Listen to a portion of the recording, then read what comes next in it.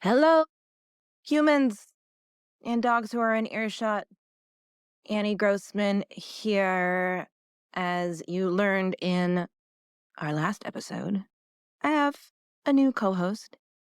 Anamarie Johnson is her name. For reasons I will get to in a minute, she and I have decided to record this episode in two parts. And boy, oh boy, do I have a lot to say. So my part is first. Something really crazy happened, which actually relates to what we talked about in the last episode about how professional dog trainers are all mad at each other. Like there's like all these crazy feuds going on.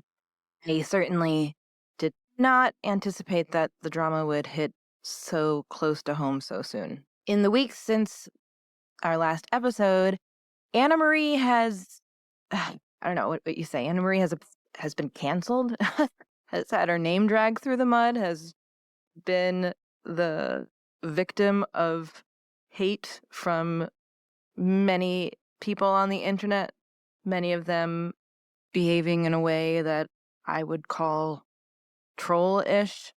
Now, if you had asked me 3 weeks ago to guess which one of us would face a kind of public shaming before the end of the month, I would have said probably me. I tend to speak my mind.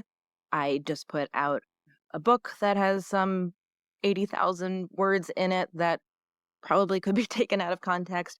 And in this day and age, I think when you put yourself out there, you can't help but feel worried that you are inadvertently going to offend someone and suffer their wrath, whether or not you deserve it. My point is, I feel like if someone was going to come after one of us, it would be me. Whereas Anamarie, like if we were both paintings, Anamarie would be like a paint by number painting where everything had its exact spot and its perfect color and was very neat and tidy, and all the paint was like in little jars. And I would be like Jackson Pollock. Like, that's the difference between us. But she ended up coming under fire along with her advisor at ASU, Clive Wynne, for an article that was published in the journal Animals called Comparison of the Efficacy and Welfare of Different Training Methods in Stopping Chasing Behavior in Dogs. And rather than trying to explain the study, I'm just going to read the summary and the abstract here. The use of electric shock collars, or e-collars, is one of the most controversial topics in dog training. In this study, we compared e-collars to methods relying entirely on food rewards in order to stop dogs running after a lure. We found that dogs receiving shocks from e-collars stopped chasing a lure within 2 sessions of 10 minutes of lure running per session. These dogs also refrained from chasing the lure in 3 out of 4 test sessions. 2 groups of dogs trained with food reward did not refrain from chasing the lure across 5 training sessions and failed all 4 test sessions. Aside from presumably pain-induced yelps in the dogs with e-collars when they received shocks, none of the dogs in any groups showed any signs of stress or de-stress. E-collars may be an appropriate tool in the hands of expert trainers training behaviors that have important welfare impact, such as running after cars or other animals. Future studies should investigate the levels of expertise needed to use e-collars effectively, the kinds of behavioral problems for which they are best suited, and the longer-term implications of their use. And this is the abstract. Controversy surrounds the efficacy and welfare implications of different forms of dog training, with several studies asserting that electronic shock collars have negative welfare impacts while not being more effective than non-aversive methods. However, these studies did not specify the schedule and intensity of punishment used or the effectiveness of the training method. In the current study, we attempted to train dogs across 6 sessions to desist from chasing a fast-moving lure in one of 3 randomly assigned conditions, and then tested for retention and generalization in 4 further test trials. Group A was trained with e-collars. Group B was trained with non-aversive methods and the lure moving as with Group A. And Group C was trained as for Group B, but with the lure initially moving slowly before its speed was progressively increased. All dogs in Group A stopped running towards the lure after 1 or 2 sessions, and none chased the lure in the first 3 tests. 67% of these dogs chased the lure in the final test in a novel arena. None of the dogs in the group B or C successfully refrained from chasing the moving lure in training or any test. I'll be honest, this stuff makes my brain hurt. I just don't have training as a researcher, and I don't feel like I'm really good at critically evaluating studies. But I do think I'm pretty good at seeing sort of the big picture. So let me give you the big picture translation here is that they used electric collars to shock dogs when they were chasing something, and they also tried to stop the chasing with food rewards, and the shock collars worked better, which I don't think is surprising. I don't really understand the argument that we shouldn't use shock collars because they don't work. Of course they work, but they also cause collateral damage. By definition, if a behavior is punished, the behavior should not keep happening. And it doesn't surprise me that these shock collars are punishing to the dogs. This is one of the criticisms that this paper has gotten. It has also gotten a huge number of other criticisms, which I don't want to take on. Mostly because I love Anamarie. But beyond loving Anamarie, I trust Anamarie as a researcher, and I certainly trust Clive Wynne, who also he's one of the top behavior scientists in the world.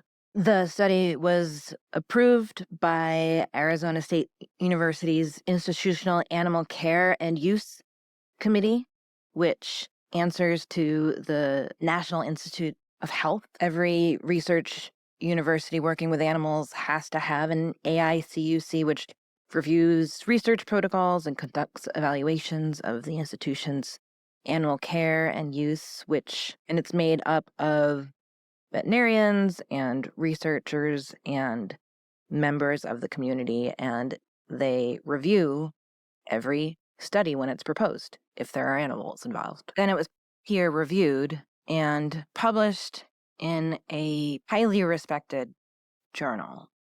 So I'm not saying that this was the most trustworthy study in the world, but those are some indicators to me that it was, at least, conducted properly. So for those reasons alone, I trust that it was done in a way that adhered to whatever ethics there are in the world of research of that kind. The criticism that I understand the most is from trainers who have said this study shouldn't have been done at all because wouldn't one assume that punishment of this kind would work?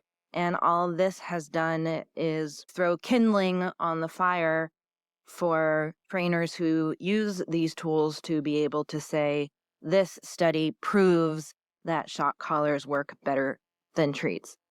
Of course, the study doesn't prove anything that broad. It proves that the collars worked with those dogs in that situation. It doesn't prove that you can't stop chasing with reward-based training. Of course you can, but it's going to take longer, and the study wasn't that long. A lot of professionals in the industry have had a lot to say about this issue, to the point where at his speech at APDT last week, Ken Ramirez, the chief training officer of Karen Pryor Clicker Training and former podcast guest, talked about it and gave some suggestions on how we can live in a world that is possibly too connected, where everyone's opinion can somehow carry equal weight, and we can all get lost in the dopamine hits of commenting in a way that is not necessarily productive. And he gave the advice that before entering the conversation, think carefully about what you have to add to the discussion, with, I think, the implication being, if you don't have anything to add to the discussion, maybe don't enter the fray. And I've been thinking really hard about this over the last couple days, because I don't think what I have to add to the discussion is leave my friend alone because I love her. I don't think what I have to add to the discussion is we shouldn't use shock collars for reasons having to do with ethics, not with efficacy, or that any trainer who is using this study to quote unquote prove their methods work are worth the time of day. But here is something that I haven't heard people say about this study, which is that the reason it shouldn't have been done is that these collars should be illegal. The fact is, not only are these collars legal, but they are completely unregulated and available to anyone. You could literally send your kid to the store with their allowance and they could buy one of these things. And there's no regulation of the voltage. People who promote these collars refer to them as feeling kind of like a tens unit. But the truth is we have no way of knowing that, because unless you want to get a voltage meter and measure the output yourself, you have no way of knowing how much voltage is going into your dog. And even if you try it on yourself, you have no way of knowing that your nerves are experiencing it in the same way your dog is. You also have the benefit of knowing that the shock is going to come. Anyway, that's the problem with this study. Given that these things are out there, are readily available for sale, and are sold in stores and being recommended for use by so-called professionals, and I think maybe there should be more research on them. But frankly, before that happens, I would hope that they would become illegal. I sometimes think that dog training truly is an anti-progressive field, but maybe it's American dog training, because shock collars have been banned in other parts of the world for a long time. They're banned in Quebec, Switzerland, Slovenia, Portugal, Finland, the Netherlands, Austria, Germany, Denmark, Sweden, Norway, Wales, and Scotland. And earlier this year, they were banned in England. France is in the process of implementing a legal ban. They're regulated in Australia and New Zealand. But here in the US, anybody can get their hands on one of these things. And in the show notes, I am going to put a video that I did several years ago that's just a compilation of kids on YouTube wearing shock collars. Why? Because kids are idiots and are going to put on the shock collars in their parents' houses. I did this when I was a kid. I bet you know someone who did this when they were a kid. And that's crazy to me. It's crazy to me that we have these painful devices in our homes that our kids can access. And in some of these videos, it's the parents who are putting it on their kids as like a laugh, which makes me think, of course, if this is happening for a laugh on YouTube, it's happening in situations that aren't so funny too. If you don't believe me, all you need to do is go to Google News and put in shock collars and kids, and you will see story after story. When Ken suggested we think about what we can add to the conversation, I also thought there was something that I could do that probably not a whole lot of other people who are passionate about this are going to do, which is to find out what happens when you actually try and buy one of these things. So I reached out to a few different stores and just asked questions as if I was trying to deal with my dog's problems. The reason I reached out to stores and not to trainers is because, as Anamarie's previous research has showed, most people don't go to trainers. They're getting information from whatever comes in the box, from the person they're buying the device from, and from the internet. You'll hear me ask some questions about voltage during these calls. After I did these calls, I went down kind of a rabbit hole trying to find out what kind of output these devices actually have. I learned that they're measured in milliamps, not voltage, but I also learned that there really is very little information out there. The manufacturers don't make this stuff public. As I mentioned, you would have to have a voltmeter in order to figure it out yourself. A lot of people compare the sensation to using a TENS unit, one of those things that has the little pads that you put on one of your muscles when they're sore. And I found that they usually have a maximum output of something like 80 milliamps. Some people, though, apparently only have a pain tolerance to be able to take one of these units going up to like 0.5 milliamps. Shock collars, on the other hand, may go up to 80 milliamps, but I also saw information online estimating that they could go up to 400 milliamps. And again, they are completely unregulated, and as you will see, the people who are selling them themselves don't know. To put this in perspective, a cattle prod outputs like 10 milliamps, and 6 to 30 milliamps is what OSHA has found causes people pain and produces involuntary reactions. I called one local store that is a big box chain store. I called one large online retailer and then two smaller online retailers.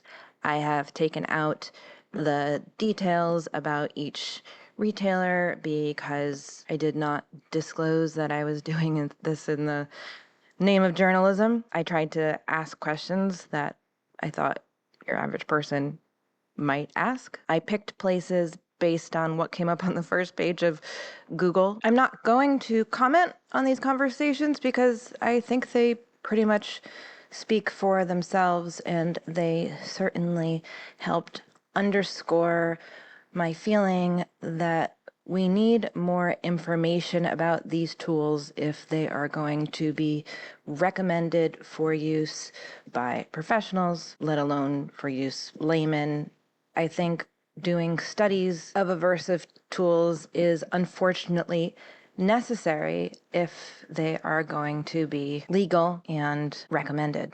I oppose their use for ethical reasons, and I'm sure a lot of researchers do as well, but that doesn't necessarily mean that they shouldn't be looking at the science. In my book, I talk about the work of psychologist Martin Seligman in the 1960s. He did studies where he found that dogs who suffered shocks that they could not escape ended up basically depressed. He called it learned helplessness, the kind of shutdown that happens when you can't make any choices to get yourself out of a bad situation.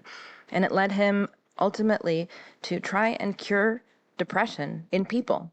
He's the founder of the School of Positive Psychology. I don't think we necessarily need studies that are indicating whether or not they work.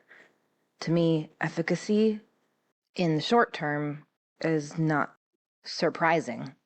But I think fear these studies because we fear what will happen if science shows that these tools stop behavior might also quash studies that could give real meaningful information to people about how these tools work, how operant conditioning works, and how we can be better dog owners overall.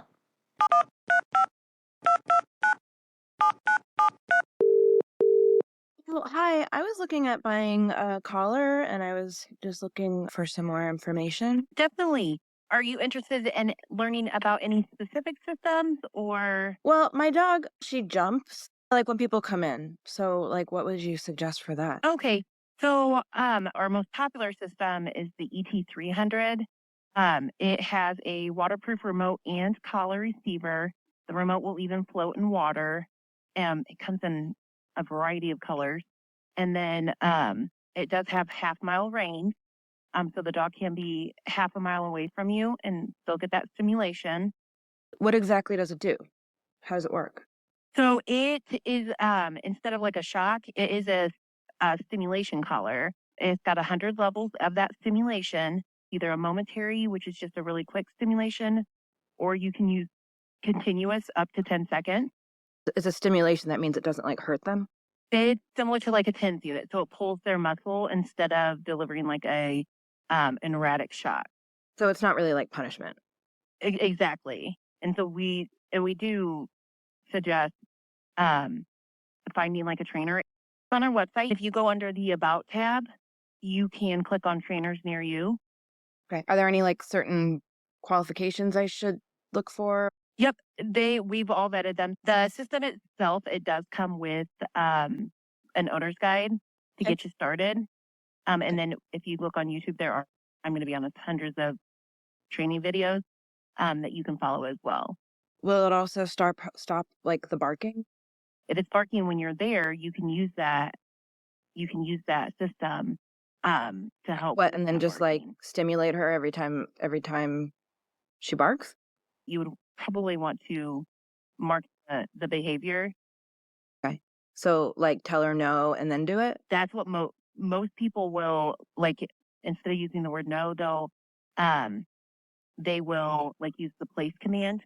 So instead of like her barking at the window or jumping at people, they will like use the place command so that she will or the dog will come back to you and sit in place.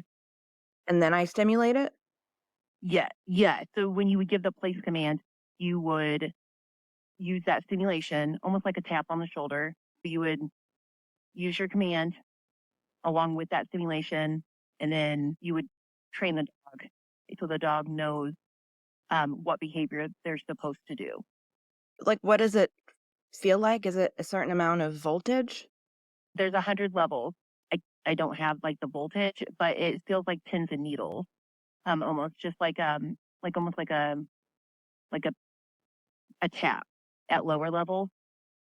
So how do you figure it out? You just like test it on yourself till it hurts? Well, even at like a level 5, it doesn't really hurt. It's just your muscle contract.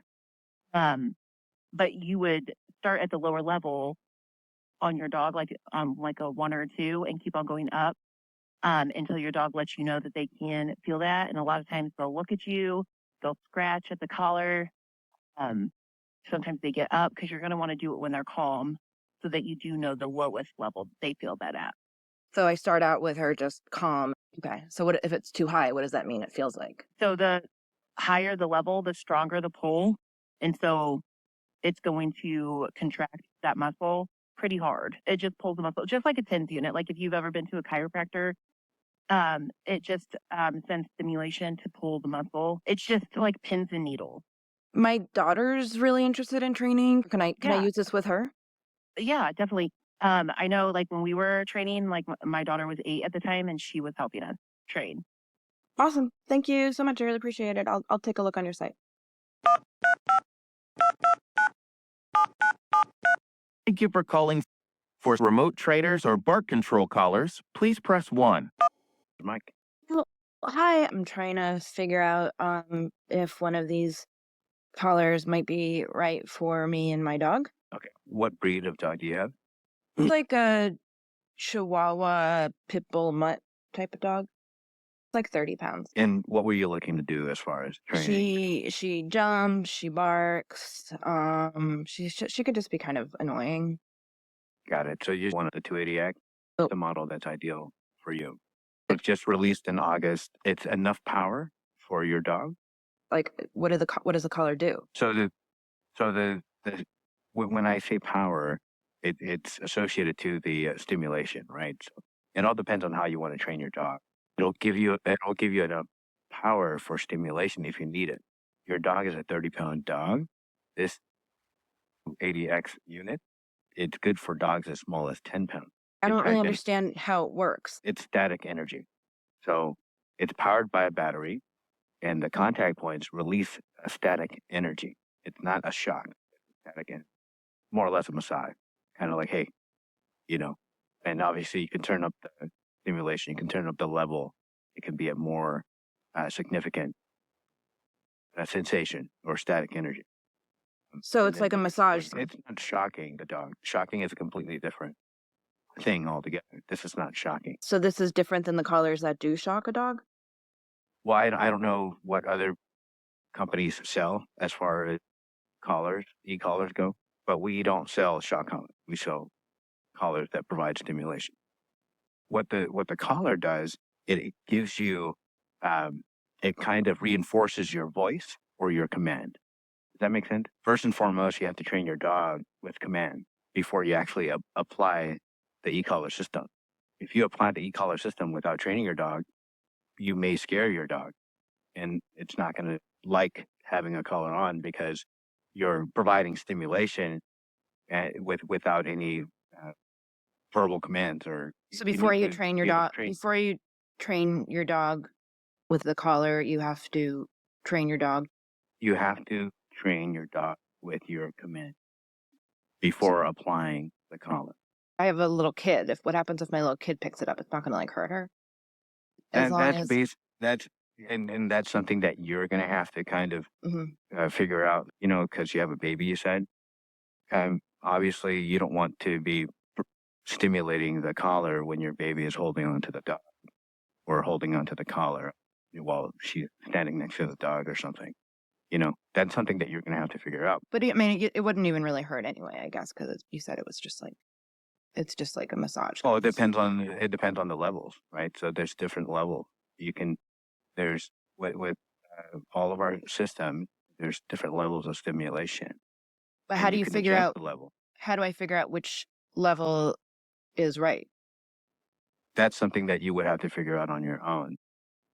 So the 280X versus the 1900 series, it's a medium to high power output. And so because your dog is about 30 pounds and the temperament what breed is your dog again? It's like a Chihuahua pit. Chihuahua pit. So she has a little pit in her, pits tend to be a little more persistent, a little more um, uh, adamant about getting what they want or whatever they're more high energy than a Chihuahua, right? But it sounds like your dog's a little bit of both. It all depends on the temperament of the dog. If the temperament of the dog is very high energy, you may want to go with a high power system, which is the 1900 series, because he has a little pit in there. And because your dog is mixed, that's something that you would have to kind of read into and kind of look at your dog to see what temperament she is because she's a mix. Got it. Thank you very much. Sure. I'll Of course, if you have any other questions, just give us a call. Also, thank you. You're welcome.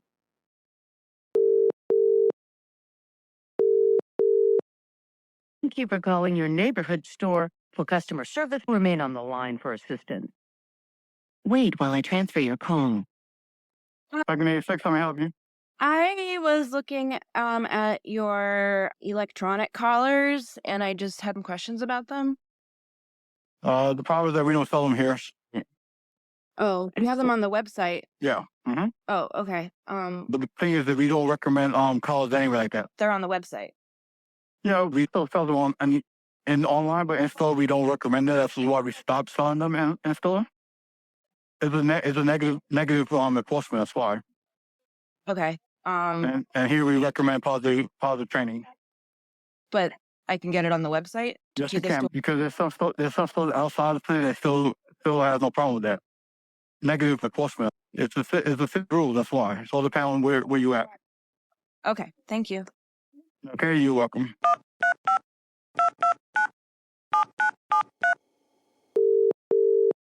My name is Elizabeth. Who do I have the pleasure of speaking with today? It's Annie. I was looking at some of your electric collars and just had some questions about which one might work for my dog. I have a Chihuahua pit bull mix. She's like 30 pounds and she's just like really annoying. I would go with the Pat Pet. I mean, the sport dog is good. It's just really pricey. But for, 30 pounds, I would go with the Pat Pet. My dogs when they were younger, they wouldn't stop. So I tried out a few of them. The best one for me was the Pat Pet. It's Pat Pet P3020s. It's 1,000 feet remote dog training shock collar. Is that what you're looking for, right? Like, how did you use it? How did I use it? I just put it on them. It was just barking. If it wasn't barking, it was them running out the line. Like they would just run and run. If I didn't keep them in a surrounding area, like in a fenced area, oh man, they were gone. I used 2 of them. Pat Pet I use. It controls them up to 300 yards. So it's for noise, remote training. It has a vibration. So if you don't really want to shock them, you can just vibrate. It's 30 pounds. It's not that big. What is the shock? Is it like a certain amount of voltage? It'll shock them. You can control it. This one is for 20 to 90 pounds, 6 months and up. With the remote control. Will it also do it if she barks? Yes. So it'll do Yes. both those? I mean, my dog, Yeah, see, I learned my lesson because it's the type of dog you have. My dog, it just, it didn't. There was a few of them that didn't work for me because their neck is like designed like a lot of pit bulls have the type of strong neck, their skin, and it doesn't affect them whatsoever. But my dogs, it was like whatever, nothing's on me. But this collar actually worked. This pat pad, I didn't have to use it that long. Does They it got the picture. does it hurt them? No, it's just a vibration. It just lets them know. It's like a prick of a finger. It's like if somebody just pricks your finger, but in a vibration mode, So they then don't I don't really think it hurts them. so they don't They're not yelping and screaming in pain. No, do they're you just know stop. do you know is there a certain number of voltage it puts out? This one is, let me see. There was a few of them. Let me take a look at this one. This other one here. Okay. Can't exceed 6 hours a day. Adjust the position of the receiver every 1 hour to avoid the skin of possibly being touched by the conductive screws, which I did. I used to do it all the time. I used to adjust it. Um, we suggest you to test the shock intensity first with your hand, so you can see what intensity that you want it to be. That's what I did, and it's just like a vibration. It's just letting them know, no, don't do that. I mean, she'll get the picture. This is probably the best one for her. This is what I use. My dog's got the picture. As soon as I bought it, I probably had to use it when I needed to, especially when I left the house. Because apparently, when I left the house, it was like no holds barred. They were just barking and, making the whole neighborhood know I'm here. It's like they were saying, somebody help, save me. Like my girl, whenever I left the house, it was like screaming like damsel in distress, like just barking. She would bark and I'd put a camera in. She barked and barked and barked. And she would stop barking. But She would stop barking. so then like just a little bit of a shock made the difference. Yeah, when I got the collar, because before that I had the camera running, and she barked for like 6 hours straight. I was Yeah. like, "What are you doing? Yeah. Like, who are you barking at?" I mean, it's not like, and then they would break all my blinds back then. Just looking out the window, a leaf flies by. Oh, alert, intruder, Yeah. bark time. And all it took was the collar and then it got better? That's it. That's it. It was only the collar. I put the collar on. Honestly, I didn't have to use it long. Honestly, I would say it was only the times that I was concerned when I went to work. So I put the collar on them. I probably did it for 3 weeks and didn't need it anymore. They got the picture. The barking stopped. They only bark when they were supposed to. So yeah, this one worked. I mean, it's really economical right now. It was $39.99. It's 50% off. So this one's $19.99. It's the Pat Pet. You just have to reposition every 2 hours, but don't Why? use it no more than 12 hours a day. Okay. Is it okay for my daughter to do training with it? She's really interested. Yeah, of course, absolutely. Okay, so it's not like there's like an age requirement. No, no, no. I mean, you can do it with your daughter. You both should be able to learn. Both should be able to learn how to do it. Is there any danger having one of these like around kids? No, just make sure. What I do, and I tell everyone, how old is your daughter? 5? Oh no, no, no, no. There's no danger to have it around her. When I had mine with my dogs, my daughter was 6 and my boy was 7. Mhm. So yeah, and I taught them. I taught them how to use it. You should just read the information. I mean, it's just the collar. You put the collar on, you have the remote, and you just have to teach them how to use it. The remote is like, let's say you're in the house and, barking and barking, and you want to, no, don't bark. And she continues to bark and she doesn't listen to your command, then yes, then you shock. That's what the remote is for. If Okay. if she's not listening to you, that's how I treat my dog. There's another one. It's the Pet Diary, the T200 remote dog collar. Now this one's $49.99, but this one's really good. This So one's good. really, really good. Yeah, it's more effective. It's more effective. I didn't use this. My sisters did, and they used both. I gave them mine when I didn't need it anymore, and they said that this one was much better for them at least. And they had smaller dogs. They thought it was really effective, and they were able to train their dogs faster than me. Even one of my sisters had an older dog that she rescued and was just a little bit out of control, and she used the Pet Diary and it worked. And do you know what the voltage is on those or what the range is for like how This low or high it one goes? is 1,000 feet. choose 3 types of stimulation. So there's 3 voltages. It doesn't tell me the exact voltage. It just tells me that there's 3 types of stimulation: sound, vibration, static, multiple strength. You get a mild correction. That's what my sisters were saying. They did just a mild correction. So the dogs don't really mind it. It's Transmitter. not like punishment. No, it's just training. This is training, and the training is easier. It's a little faster with this one. My sisters really like this one. Then when you're done with them, you can put them on your husbands. Right? I hear you. Well, I hope it works out. If you need anything, give us a call, okay? All right, thank you so much. You're welcome. Have a great day. Bye. Let's live with dogs in harmony. Good dog training is the key. You don't need to cause pain if you use your brain. Train your dog with love and science. Hey everyone, it is Anamarie.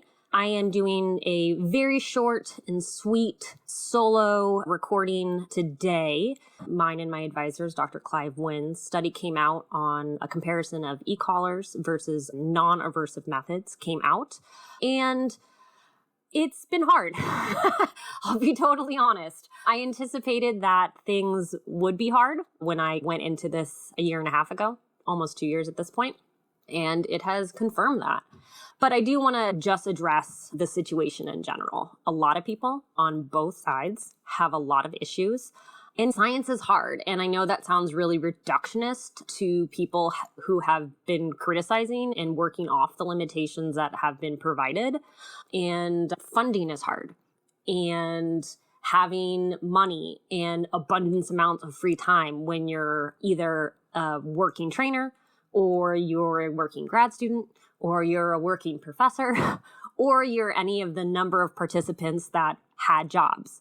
So there's only so many hours in a day and how many things that we can go through within a study, and nothing would ever hit ideal. And I would actively encourage people to, if you don't like the non-aversive and can pinpoint the limitations and where you would go differently, do it. I absolutely welcome a replication of this study.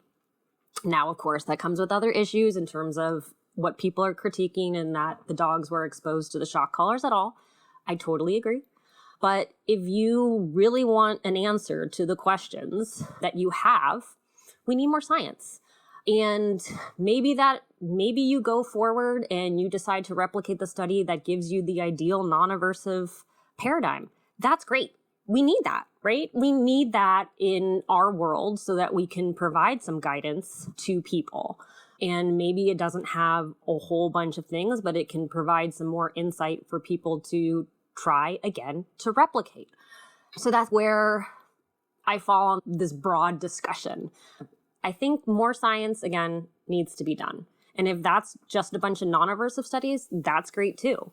I would caution you from a personal perspective that I do think you'll also receive critiques because, again, not every study is perfect. Every study is going to have limitations, and those limitations do need to be open to critiques, which is fine. But there's a difference between critiques and not critiques. I'll leave it at that.